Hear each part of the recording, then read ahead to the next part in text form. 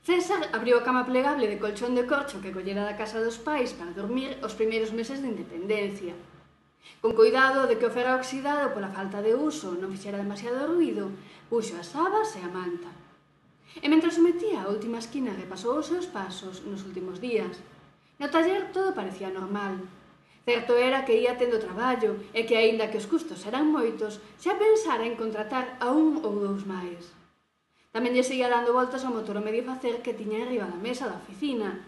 Faltáballe moi pouco para conseguir que funcionase. Na cabeza tiña claro o deseño das pezas e se aforraba algo podería marcar a máquina para facelas. Valorou tamén a posibilidade de que fose unha enviada dos seus traballadores. Insistían en que fose con eles de copas, pero non lle gustaba demasiado a falsa familiaridade dos días seguintes provocada pola solidaridade do alcohol. Non pensaba que fose cousa deles. Non despedira nunca a ninguén, pero non xogaban ca súa paciencia. Igual debería facer algo, pensou César de pé apoiado contra a porta. Escoitou con cuidado o silencio que viña da miña habitación. Non lle parecera sequera que comese algo.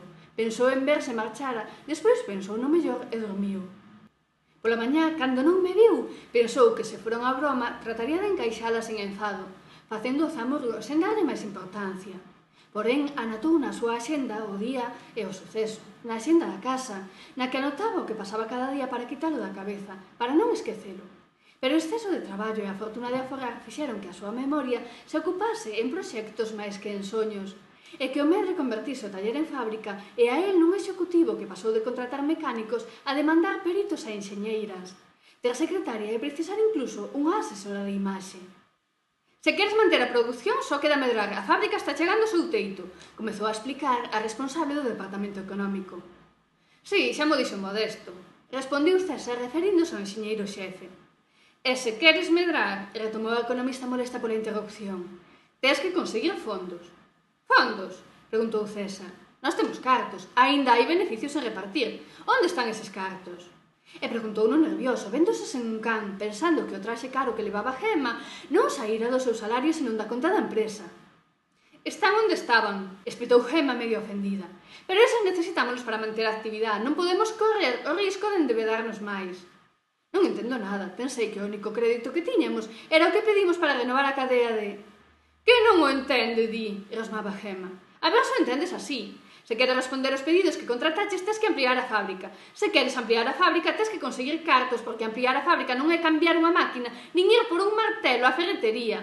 Son moitos cartos, e non podes cargar todo o custo na produción actual, porque a produción actual dá beneficios soportando os seus propios custos, pero se lle engades máis, igual non os dá. Bueno, igual non os dá seguro.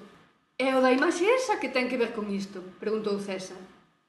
Os socios que precisas non os vas a topar na taberna da praza, soltou Gema, aínda ofendida.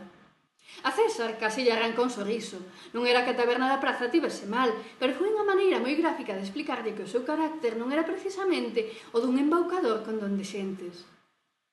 Non podes ir por aí pedindo. Unha porque non, e outra porque se dis que che fan falta cartos, vas ver como se che van cancelando os pedidos, explicou Gema.